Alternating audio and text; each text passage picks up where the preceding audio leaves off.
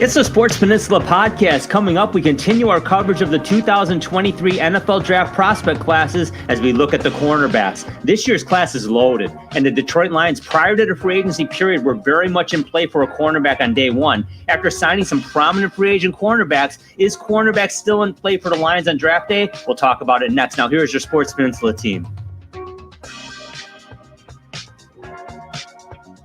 And welcome, everybody, to the Sports Peninsula podcast. My name is Dave Drzezinski. Drew, it is March 21st, a Tuesday, and we're talking cornerback class of 2023. We were really excited about talking about this class, and we still are, but for different reasons. But first, let me introduce you to Coach Andy Shield. The Marine City Mirror is going to bring it all to us. Coach, how you doing? Drew, doing well. Yeah. Old Brad Holmes, had some nice 12-6 curveballs for us to bite on there, and I wouldn't even say that's curveballs, but it certainly was telling. I think we have a little bit of a different draft strategy now than what we were probably at least foretelling as much as we thought we could. It certainly looks so with the signing of Cam Sutton, Amani Mosley, and now C.J. Gardner-Johnson as well. Yeah, I think it feels as if we've shifted away from looking to spend some of this capital at 6 and 18 at defensive back. It does seem that things have changed since we last spoke, and we're getting ready to do this episode. It is a stacked class, and you know what? That's what the focus is going to be, because it's not out of the question too. Mosley and Gardner-Johnson are on 1 years. it's true. So, it's not to say that we couldn't do some, cap biting a little bit here with a new rookie contract and let somebody go like, potentially a Jeff Okudah or something like that down the road, with the full idea to replace somebody in that core anyway. So we shall see, but it certainly does feel a little different. But this is a great class to talk about, Drew. One thing I'm happy about, well, two things. I'm happy Brad Holmes made those signs because this just became a very, very good and deep group. Two, it validated what we thought. This is a huge position of need, and Brad Holmes felt the same way because you don't go out and sign 3 guys like that if you didn't think you had a need. This was a huge need. There were a lot of people, a lot of pundits out there that didn't think it was a need. They didn't have the Lions taking a cornerback even on day one when they had nobody other than Okudah and Jacobs on the roster. Sorry, folks, that's not enough. I mean, it's not. Otherwise, we would have been talking about a playoff berth last year, and that was the difference. So, but I agree with you. And then not only that, they just re-signed Will Harris, but I believe that's a 2-year deal, I believe. Did they get include him in there as well? Yes. And he's going to provide a little bit on the specials as well.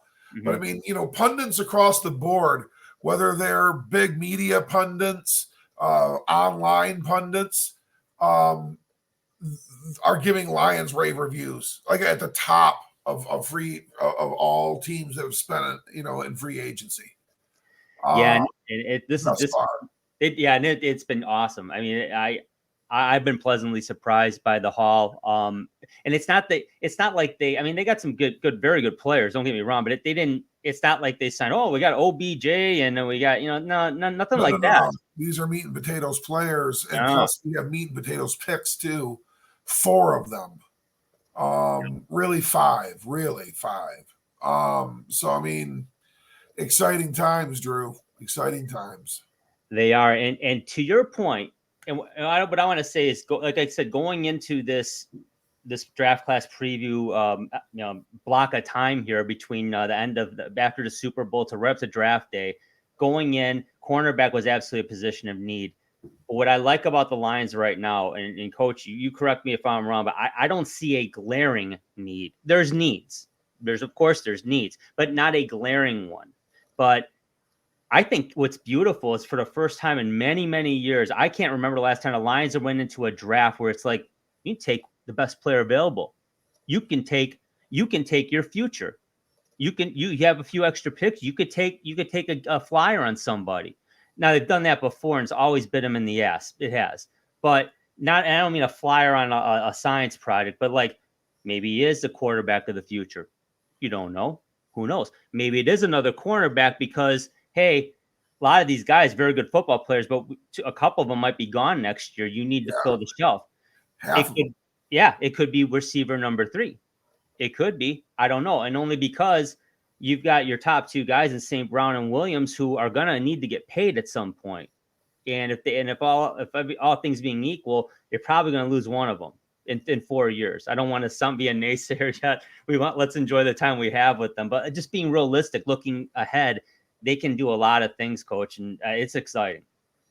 Well, yeah, I think in getting back to receiver as well, and I'm not, justifying anything. For all I know, they're going to take somebody that we're going to talk about tonight. But, at receiver, you're likely to keep 2 or 3.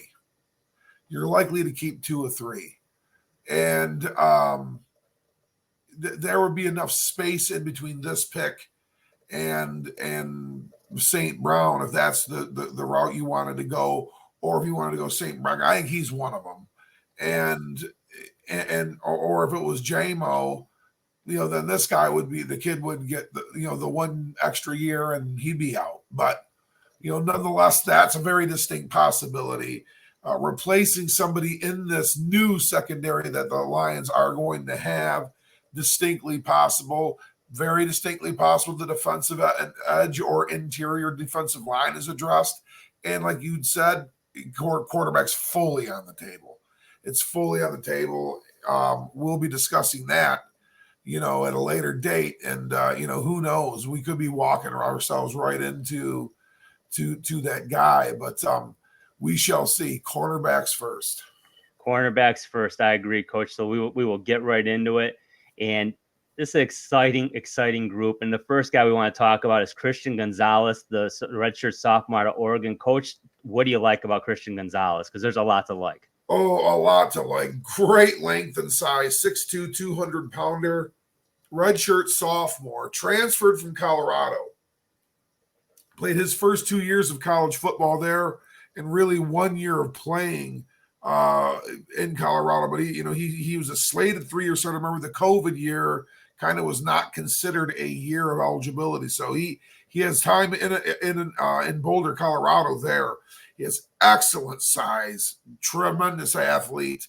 He's a great range, in-phase man cover guy, real flexible and agile to match route breaks. He's just a mirror machine. Just can mirror the technique of the receiver and stay in phase with him with great ease. Instinctive and aware. He's also a good zone cover. He understands how to hawk a little bit and to be able to feel the eyes and feel the quarterback and be able to trend that way towards balls in zone as well too. Moves real easy. Drew, elite prospect, top 10 draft pick. Yeah, let's take a look at a clip here, Coach.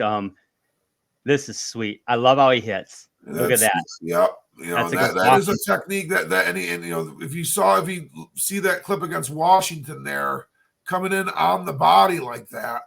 Look at that. Sticky. That's I believe in the Oregon State State game. Exactly. So bottom line is, wow, he's a hitter. Like you said, he's sticky. He's instinctive, and he jumped that route. That's what you get with Christian Gonzalez. I mean, he's a sweet player, but there are a couple of issues, right, Coach? Buyer beware. Let's talk about those. Yep. Well, he does need to add some strength, and this bag goes for almost every single prospect out there. They're going to need to do that. This is, they're going to be in the true grown man's league, and they're going to go from the older end of the spectrum as players to the youngest. There's some very strong specimens out there. So yeah, Christian Gonzalez is also in that category. He needs to continue focusing on tackling intensity. What you saw there, in that you kind of body tackle where it's a cut tackle. He did it pretty well where you turn the whole body into it. But if you can't make a living in that one, and with lazy technique comes a lot of misses. And with lazy technique, unfortunately, comes concussions as well. So we got to make sure that we're continuing to focus on intensity and tackling and technique there as well too. And that's going to go inside. If you had those two things, with your tackling intensity and focus and some strength, you're not going to get out muscled. You're not going to get out physical, which are some concerns that could happen a little bit at the beginning. But Drew, this is a ready-made starting CB1 or CB2. And I just don't think it's going to be Christian Gonzalez. That's why I think maybe the Lions are, just because I don't see him sitting in a case scenario where we kind of do have our cornerback 1 and cornerback 2 sort of solidified. So I think that we would probably be trading our pick further down to acquire more draft capital if it came into this way of Christian Gonzalez. You asked me last week at this time, I would say this is who I think it could very well be. But I do not think that's the case anymore. But holy heck, I would love to have been Christian Gonzalez, great football player. He's going to be a real good player, barring injury. I completely agree with you, Coach, and I also agree they won't take him at 6, and he won't be there at 18. He's not getting past. I don't know how far down he'll go.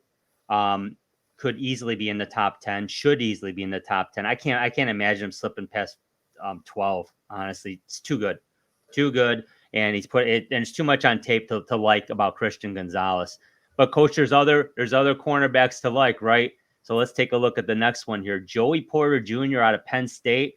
Let's talk about Joey Porter Jr. Legacy player. Dad was kind of an icon, an NFL legend, sort of our era, of younger fandom. Joey Porter, the linebacker, great Pittsburgh Steeler, among others. And he played for the Nittany Lions, as you had mentioned. 6'2", 192 pounds, real good, long, rangy, outside corner size. 4-star high school recruit. He was the Nittany Lions defensive MVP this past year. Like we said, great frame. Kind of got that rangy, lanky frame that, really is good when it comes to press man cover.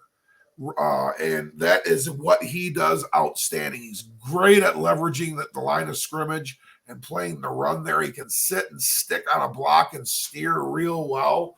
And that's an impressive thing to be able to do, because it's sort of becoming a lost art in many ways. Real good tackler. Excellent against the run.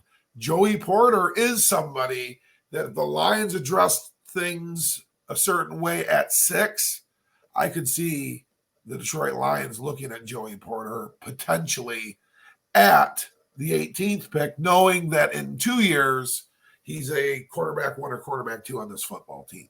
But he is a guy that could be that nickel or inside corner or slot guy or extra defensive back, in waiting too. This is a fine prospect. He is a very good football player. Let's take a look at a clip of him, Coach, right here against Indiana, I believe. Yeah. And just, you can see he just stays right on it, right, into the sideline underneath it. That was a zone cover pick. And, he ranged to it, found that ball and tracked it better than the receiver could. Absolutely. Excellent clip there. And you saw him right there in zone. And we, as we said, he's a press man cover, extraordinaire. That's what he likes to be able to do. So, Joey Porter's a nice football player. He is. And I'll tell you what, going into the draft, he was one of the 2 we heard about a lot right off the hop. And he's still always been in that day one conversation. He is a day one guy. And I agree with you. Not at 6, but at 18, a very viable possibility, assuming he's there. He probably will be. It's possible he'll go a couple picks higher, but his range is probably between 15 and 25, Coach. So he likely will be there if Brad Holmes so chooses to go there. But beware, there are a couple issues here. Let's talk about them, Coach. What are some issues? He's just got to become a little bit more responsible. He's got to be able to process with a little bit more understanding of scheme and the framework of the defense. I think, he gambles a little bit. He freelances a little bit and will come underneath too early. He'll be too hesitant, trying to, really wait things out to be the hero on a play. He'll get a little too physical and clutch, a little bit too in coverage. when he, might be having a hard time staying in phase and sticking on a route. So those are some things that he's going to have to just clean up and know his limitations and play within and cover to defend those while he does things. He loses his mirror. He can lag a little bit. Like I said, he gets a little too patient at times, and that's where he'll also clutch and grab, and then oftentimes he'll get aggressive then and commit too early, especially if he triggers downhill on a run play over, and then now he's recovering with his hands, and that really leads to bad things as a defensive back. So. Like I said, he can kind of be a gusser at times with his play, which there's really no need for that, with great film study and understanding of your positional keys. So Joey Porter's got a little room to grow that way. But so do most of these defensive back prospects when they see these defensive playbooks they're going to see too for the first time in their career that are dialed up even more than the real dynamic college ones that they just got done with. I love his aggressiveness. To me, with Joey Porter Jr., this going in. So if that's not if you're a zone off the ball type team, cover 2, Tampa 2, whatever you want to call it, that's probably not your guy. But if you like to play man and you like to be aggressive, this is definitely your guy. He's a very good cornerback. I mean, again, like you said, nobody's perfect. There's always things to get better with, but the good outweighs the bad here with Joey Porter Jr. He's gonna be a real good corner for a long time in the league, and I like him a lot too, Coach. But let's talk about the next guy, and this is a guy who came on the scene mostly during right before the combine, and then during the combine really put on a show. Devin Witherspoon, the junior out of Illinois. Let's talk about him, Coach. Well, the Fighting Illini had one heck of a year this past season, and we're real good, and played on January 1st, and it was a real good deal. And Devin Witherspoon was a big part of that under Brett Bielema, as getting the program back to resurgence. Devin Witherspoon, 6 foot, 180-pound third-year junior, 3-year starter. He's a 3-year starter at Illinois. And he is kind of a throwback in many ways to like what a defensive back was like in the 60s and 70s, kind of a reckless, abandoned type. Super physical downhill.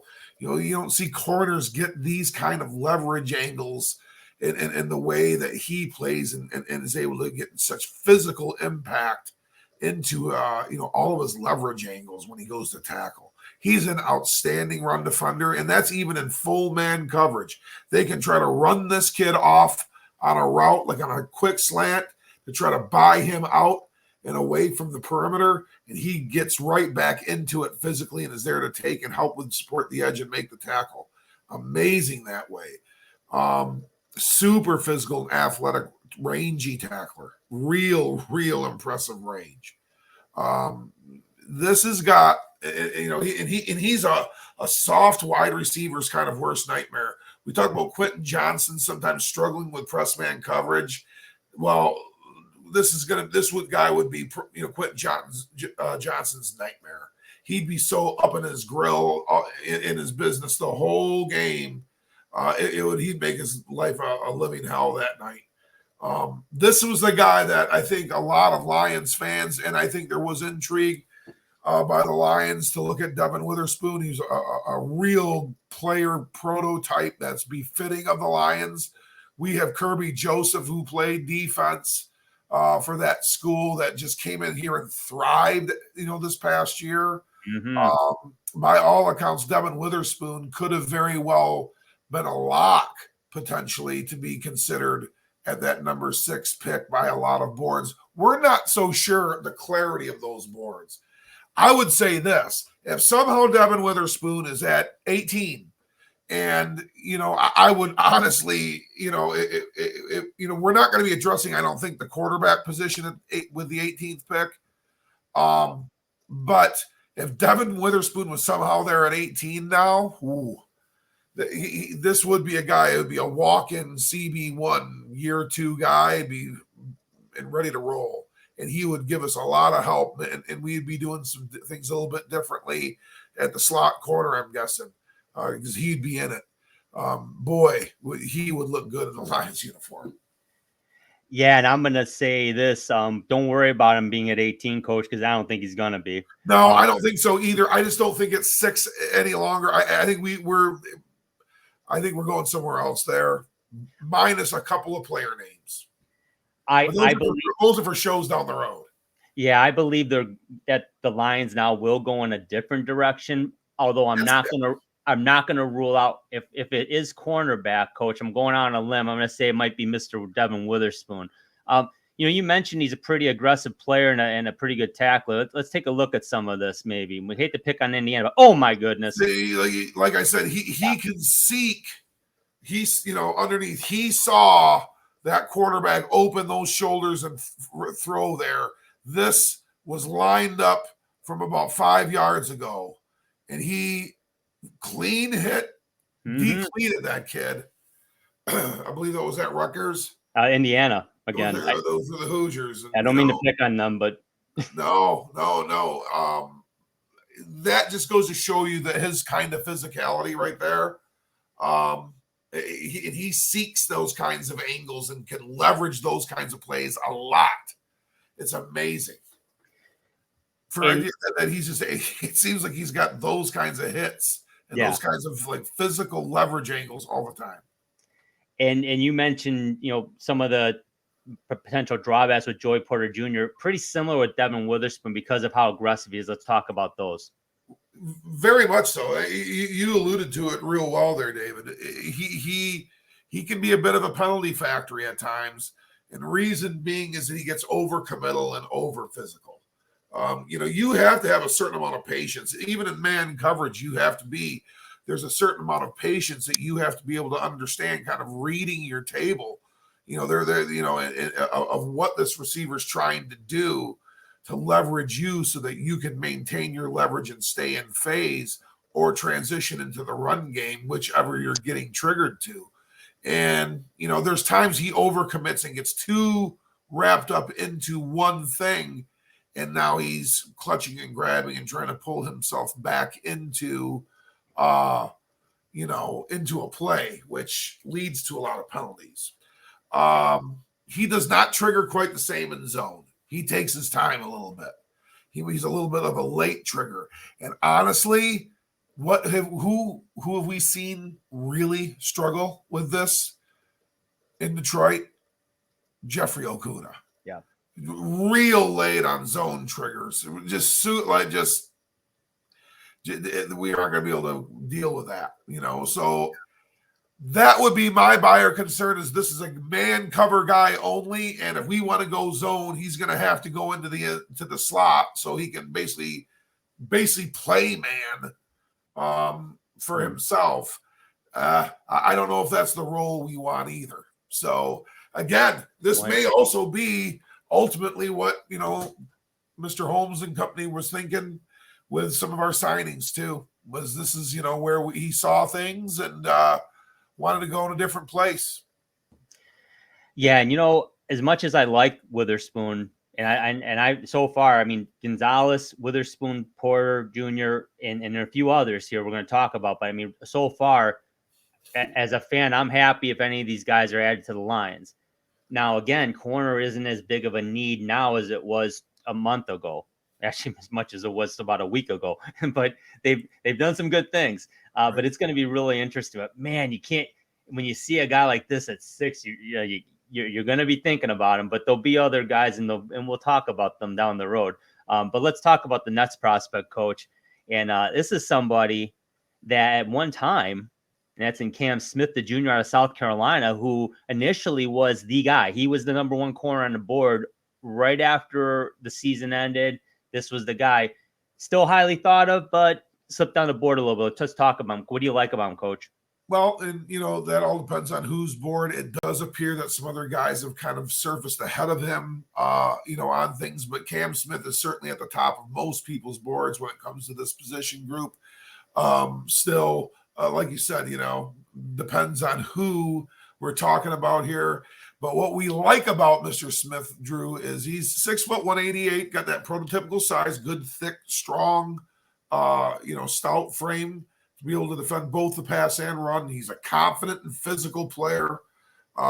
He's definitely going to make his decisions and trigger down off of them, and that's great to see. Not a soft-minded player, very much in the same vein as Joey Porter and Devin Witherspoon. He is going to trigger and flow and do what he's going to do. So he's excellent in man coverage. He's what I call it, just call him a mirror machine. He can mirror and stay in phase on the strides of a receiver with just tremendous ease. He real impressive. Folks, go ahead and rabbit hole you some Cam Smith. You'll see it all an awful lot on film. He's an extremely competitive and physical tackler too. I mean, this is not just a man cover guy. He's a very willing tackler and getting himself involved in defending the run and being a perimeter defender as far as a tackler as well. Got great ball skills and body control. Like I said, he's a mirror machine, stays on routes really well. Really impressive prospect. And this guy is every bit a first-round draft pick. He's every bit a first-round draft pick. Oh, yeah, no question about that. Let's take a look at a clip real quick, Coach. I believe this is Clemson against South Carolina. Watch this. Love this. You can just see him stride that out. He strided that out like he was the receiver. Yeah. Look, he looks like the guy was the intended receiver. Beautiful play. Just great ball skills and body control. Cam Smith possesses that. He's legit, Drew. No question about that. First round talent for sure. Likely drafted in the first round, but Coach, there are a couple of concerns. Let's talk about those. Well, if we're gonna dip, we're gonna dip in body tackle, a lot. We're gonna get tagged with some poor technique. He's another guy that really likes to use that technique that can get feast or famine. He can lose some tackles with poor technique. He's definitely going to have to if he wants to match his play style, he's another guy just like, Christian Gonzalez as well. He's going to have to get a little bit stronger if he wants to match that same type of play style that he exhibited with the South Carolina Gamecocks. He also can be just a little too comfortable at times too, and maybe not trigger quite as quick and urgent as he needs to in zone, and he can then find himself overcommitting and not trusting his skills at times too. You've seen him become a little bit impatient with himself that way, which all of these guys do to a certain degree. But those are things that will cost a young defensive back a big play, and there'll be a breakdown in coverage as a result of their boo-boo. And, Cam Smith's going to make a few of those, but he's going to make an awful lot of plays too. And he's a long-term, real nice-looking player at the NFL level. Who he reminds me of, Coach, is guy we're familiar with. He's back now as a coach, Dre Bly. He kind of reminds me of Bly a little bit. It'd be, that would be imagine this guy, Aaron Glenn and Dre Bly, right? And it's like, that's awesome. But at the end of the day, this is a very good football player. He should be drafted in the first round. He's likely going anywhere between 15 and the bottom of the round at any time. And I say that because of need. But if it's just based on talent alone, Cam Smith's definitely a first round talent, no question. I think he's a safer pick than Porter and Witherspoon because they're so aggressive. I would say he's not quite the cover guy as Gonzalez, which is why Gonzalez and Witherspoon have kind of shifted up towards the top half of day one, and Porter and Smith are kind of in the middle right now. But again, hey, a lot of things can happen. Someone may like a guy a lot, and all of a sudden, whoa, Cam Smith's drafted at 8 overall. You never know. But he'd be worthy. He'd be worthy. There's no question about that, Coach. Hey, let's take a look at the next cornerback here. And this is another guy that was taught. Now, this is a guy that was really high on the board, Kelly Ringo, the redshirt sophomore out of Georgia. And Coach, he's slipping on the board a little bit here. But we're going to talk about a lot of things we like about Ringo. But what are your thoughts on why he has slipped on the board? Because he was considered top 10. Saguaro High School guy out of the Mesa, Arizona area. Scottsdale, Arizona.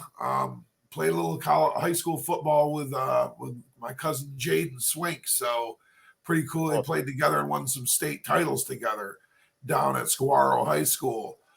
He was a big time recruit. He was. We saw his name talked about prominently in the Free Press and the Detroit News, U of M, M Go Blue, and all the good stuff and all the good sites for Michigan, because he was Michigan was a finalist for Kelly Ringo. He's a world-class high school sprinter. This kid could fly.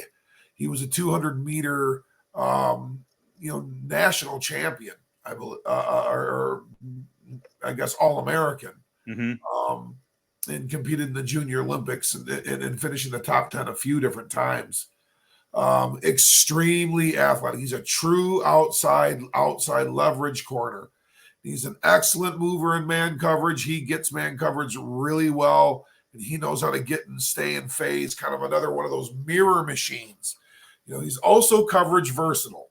He's got a lot of understanding of the defensive back position, can play zone coverage and be a decent zone cover as well, which makes him a little bit of it exhibits his physical size and ability to tackle as well. Now, this is a guy that we could be talking about at 18. I think this is another player we could really legitimately talking about at 18. And if somehow 48, or if we wanted to, try to move up a little bit, earlier into the third or into the second round, we could do so and package some picks, to acquire him. This would be a great fit because we could really stand to kind of cut his teeth as a rotator on the outside and doing some stuff more into the box and really getting good at zone and playing a little bit on the specials, then transitioning himself into being, an outside corner, the following year and future. I could see that. Big prospect coming out of high school, really flashed and showed early in his career. But wasn't a perfect guy either. But this is another first round worthy defensive back, Drew. He is that indeed, Coach. Let's take a look at a clip of Kelly Ringo here. And this is against UAB early in the season. But again, just giving you an idea of how athletic he is. Look at this. Just time to jump, can read. Yep. Great body. That's that kind of body control that we talked about, sometimes in clips. That really is exhibiting that right there. Real good timing and body control, understanding of his position, comfortability of playing within his position. And, definitely that was definitely an exhibit A of it right there. So again, there is a reason why he slipped on the board, Coach, and let's talk about that in detail. What do you have a little concern about? Well, it's good of a move. We call him a good fluid mover in man coverage. He can really read routes well and those kinds of things. He doesn't necessarily change in direction from pass to run the most fluidly. Some of the prospects showed the ability to kind of flip hips and transition a little quicker, and it's more of a physical twitch difference. He might not quite be as twitchy athletic as, let's say, Cam Smith, as Christian Gonzalez, as Joey Porter, as Devin Witherspoon. So that's among others. So that's not his forte. He doesn't really pop out like that on film. Guys that could really show some dynamic route running ability, they would sub him out, Drew. They get right off the field. They subbed him out. He's getting exposed with all sorts of getting mixed up in zone coverage. So this is another issue where Jeffrey Okuda has really demonstrated some significant struggle. Kelly Ringo has as well. He needs to be able to process better to cover those weaknesses with way more urgency, or else he's going to be, finding himself getting toasted quite a bit. And that won't last real long, as we've come to find out. So those are some concerns that people have. And likely a pass for the Lions. It's just not the position of need that we once thought it was, and probably where he would be available in the draft. I'm not so sure he would be the prospect we'd be looking at there. Yeah, I agree, Coach. And because to your point, they filled that room up, and then we always forget. I always forget Chase Lucas is still on the team too, and he got hurt late in the year, but he's still a guy in the room too, and he actually played pretty well when needed early in the season. To me, if the Lions are going to draft a cornerback in this draft, it needs to be one of the first 4 we talked about, because I don't see the point. It's like I still see people saying, well, the Lions are going to draft a quarterback in day 3 in round 7. Why? I mean, if you want one that bad, you can get one, and you can get one that's possibly going to be there for the future. Yeah, for every Tom Brady, guys, there's a Tim Couch and about 10,000 others. So don't play that game. It's same thing with cornerback in my mind on a lesser scale, but you just signed 3 outstanding cornerbacks. You've got Okuda on the roster. You got Will Harris. You got Chase Lucas. If they're gonna make a very good position group now, great, like they've done at the offensive line, like maybe perhaps wink wink they might do at the defensive line. You could do it at corner, but do it right. Then go get Gonzalez or Porter or Witherspoon. And like you said, a lot of these guys are on 1-year deals. So even though you say, well, why would you do that now, Bob? What's it going to look like next year? You might need a guy like that. So, but Ringo's kind of that tweener where I wouldn't say he's as much of a sure thing. I think the first 4 guys we talked about are pretty sure things. Ringo should be, but he's kind of like Joey Porter, maybe not quite with the football IQ that Joey Porter had. That's how I kind of look at them. But we will see what happens, Coach. But let's talk about another prospect here in detail, and I'll tell you what, this guy's been climbing the board, and I love him. Deonte Banks, the junior out of Maryland. Coach, what are your thoughts on Deonte Banks? Well, Deonte Banks is somebody we've gotten to see quite a bit of. Maryland's a Big Ten East, school, so we see them play the Wolverines and the Spartans every year. And he is a battle-tested kid. He's played against all those Ohio State receivers, all the Michigan receivers, all the Penn State receivers, all the good ones that are out of Rutgers, all the good ones out of Michigan State. Indiana. He's seen all of those kids. So this is a real battle-tested junior out of Maryland, 6'1", 200-pounder. Another coverage diverse player. He's can play man and zone. Has experience at both. He's a big physical cornerback. Has good stout size. He's real physical as a press cover guy. Confident, heavy-handed player that can direct with those hands. At least he did so at the Big Ten level, and use his hands really well. Another does a great job to mirror and trail technique. He uses both of those techniques very well. Shows the patience in the trail technique, and he has the also vision and fluidness to be able to be a great mirror phase corner as well. Real athletic player. Coach, talk about the trail technique for the viewers and the listeners, because we know what the mirror is, but talk about what exactly is the trail technique for the listeners and viewers. Trail technique is kind of, I guess it's like your inner Daniel LaRusso type of a move. It's kind of allowing the receiver to make the commitment and watching him make the commitment and reacting to it, basically so that you can cut it off 3 steps later. So it's really showing the patience to allowing the receiver to commit so that you can gain to the point of access where that play he's no longer a really open receiver, and it's quick. I mean, it's got to be quick, but it's also real safe if you get good at it, because you basically are a stick glue cover guy and you don't commit very many penalties.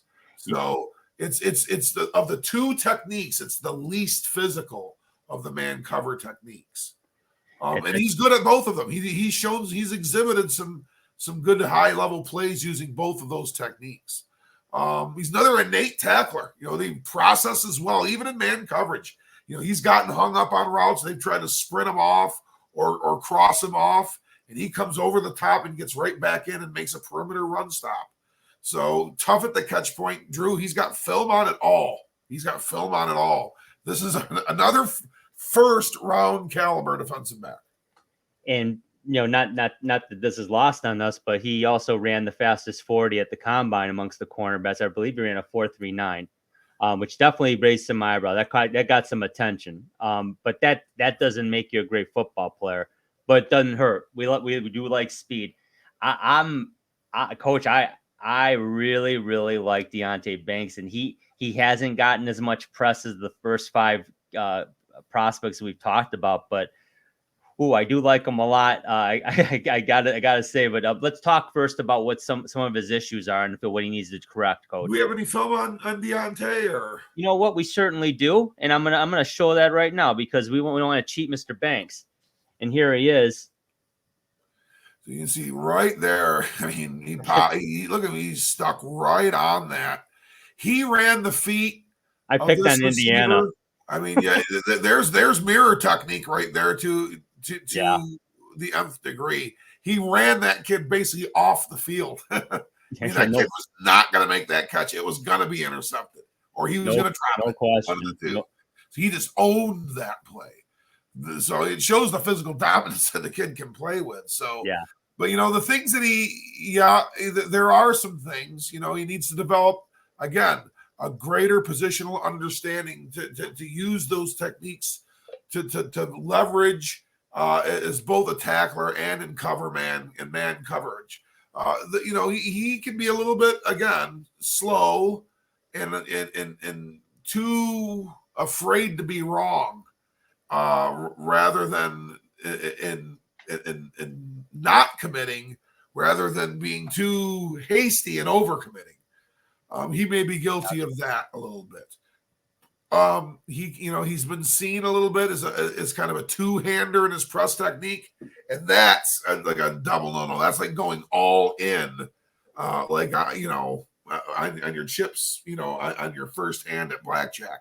Yeah, that's that you can get toasted pretty easily using that, and oftentimes guys get embarrassed. Those are the guys you see the clips where they just fall flat on their face when that receiver releases on them. And he can be a little clutchy. He can grab and be a little in his trail technique and get a little physical and collect some penalties too. So. He's got some areas where he needs to clean things up and some spots where he would be exposed early in his career. But Deonte Banks is an impressive one, Drew. And like I said, I don't think he'll be there. I think he falls within, just with, like I said, the urgency of the position isn't quite the same anymore. I just kind of think he falls in that, no man's land of the 30 picks in between 18 and 48. Personally, but if he somehow reached those 48 and 55 area picks, this would be a real intriguing prospect. Yeah, I think talk about when you talk about being a two-hander, is that something, Coach, in your mind that's something you can teach, you can kind of discipline a guy not to do? Well, you're going to probably bring both hands a lot of it, but you have to have a strong hand, because one of those hands you have to be able to open or close your hips to the play so that you can get in phase and either mirror or trail. If you can't literally, if you stay there with two hands, you get called with defensive holding. If you use two hands and you're successful with it in the middle of the field, son, you just committed defensive holding. And congratulations, you got away with it, because you won't most of the time. They're going to flag that. So it's just you're going to become. You're going to, like I said, what's easier to see? What's easier for a referee to see? One hand of holding or two hands of holding? Yeah, these are the things that sometimes you got to mention as a coach to make it important. Yeah, I mean, so if you use both, you're really committing yourself. And again, if guys can make you look foolish, that's what they'll do. That's what they'll do. Yes, no question about that. But I'll tell you what, if they're gonna consider corner at 18, I hope he's in the conversation at least. I like his size, I like his speed. I like, when you talk about being able to mirror and trail, to me that's a very diverse repertoire in your toolbox, so to speak. Because some of the guys we talked about, they're uber physical. You're usually a lot better at one than you are at the other. You're a lot Exactly. better at one than you are at the other. And most are better at the mirror technique. They have just the raw athletic ability and speed to be able to just to trigger down and run with somebody. Yeah. If you can get into being able to be a real good trail defender, and if you're the off man corner, you're gonna use trail technique almost exclusively, unless you're calling for everybody to come up and press somebody. Good point. It is the technique, the safer of the techniques from a standpoint of being able to recognize something and stay on it. But you have to be an elite processor to use that technique, and you can't get too comfortable and just kind of wait things out physically and just kind of basically wait what the weather's going to be like to get your day started, but not leaving until 1 o'clock in the afternoon, because that's when you could tell it was sunny and nice outside. Got to trust those instincts a little bit, right? A little bit. So you can't have a guy that's going to watch the paint dry, as Shooter said in Hoosiers. Oh, we can't have that. No, definitely not. Anytime you can make a Hoosiers reference, Coach, that's a great thing. I can guarantee you that. Hey, we got a few others we want to talk about here, not in as much detail, but we certainly want to mention them, Coach, because they're very good prospects, and we got a one local guy too. But let's talk about them. Who do you like? Well, yeah, I think we're talking about here in defensive back. We have Emmanuel Forbes out of Mississippi State. He's somebody that the Lions have been spoken to be out in of interest. He's been somebody they looked at. He could still fall in that 48 to 55 category. Well, he could be somebody they'd be looking at. A giant out of K-State, Julius Brent, 6'4", 204. Real long, rangy, unique prospect. Well, he's the type of player now. I think they don't know what he is. Is he a safety? Is he this huge inside corner? Can he become a CB1 outside corner type? Could he become like just a crazy long off man guy? That he possesses that intrigue. Now, DJ Turner, I have it pretty good authority. This is the guy that ran the fastest 40. He ran a sub 4.3 at the combine. DJ Turner did. You're right. You did. Player. I forgot about that. Athletic corner. This is a lion target. I mean, this is somebody that could develop easily within a year or two into a starting cornerback. In the NFL. Tremendous speed. Clark Phillips out of Utah, we saw, you can see these 5'10", 185, probably pinned down the line a little bit because of that size.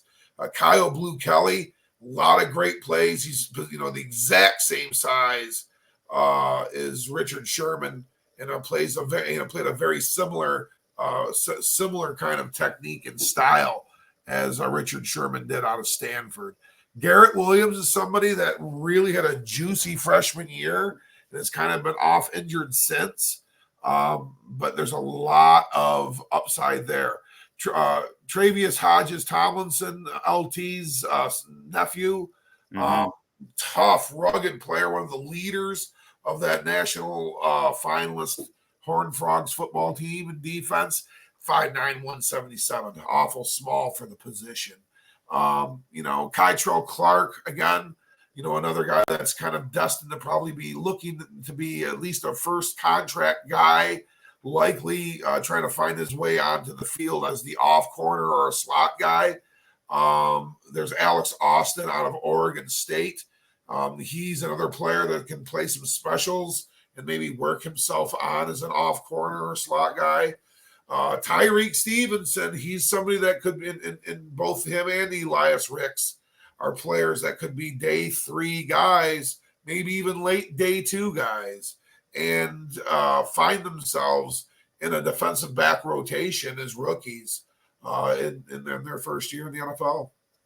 Yeah, you're right. I misspoke about Banks because Turner surprised everybody with his 40. I really like his size, and we certainly saw a lot of DJ Turner. Where do you see him falling in the draft, Coach? I kind of saw him late day 2 a lot.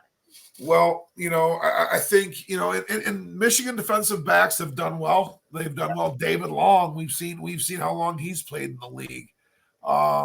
Jordan Lewis is still playing in the league. So, DJ Turner, I think is somebody that has that an elite skill. Speed is not coached. It's only gifted, and it can be enhanced, but it's a gift, and he certainly has it.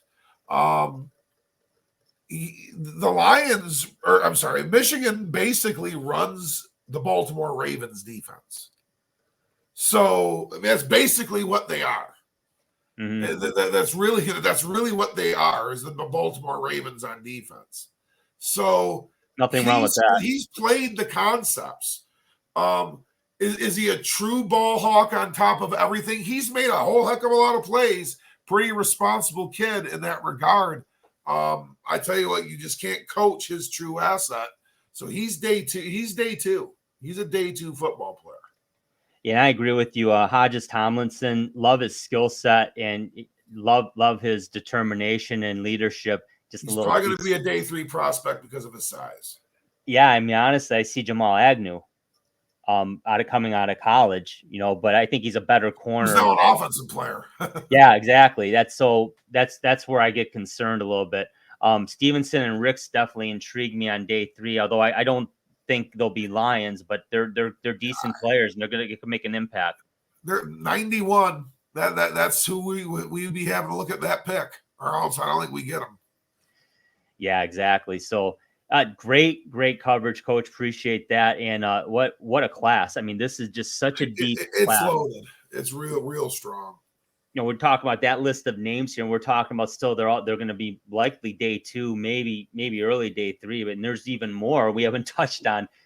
This is one of the deeper cornerback classes we've seen in a while, especially even at the top of the list, where you've got 2 or 3 that could possibly go in the top 10. It's good. Yes. Yeah, it's loaded with first round and top 2 day talents. We mentioned almost all of those kids can go in the first 2 days. Yeah, exactly. And they're not all going to, but yeah, it's that loaded at corner. Well, great coverage as always, Coach. Definitely appreciate your efforts in here for the Sports Peninsula podcast. Everybody, thanks for watching and listening. We're going to be talking more draft prospects in the next coming weeks, leading up to our mock first-round draft on April 25th, which is the Tuesday, 2 days before the NFL draft on Thursday, the 27th. So for Coach Andy Shield of the Marine City Mariners, I'm Drew. Take care, everybody. We'll talk to you next week.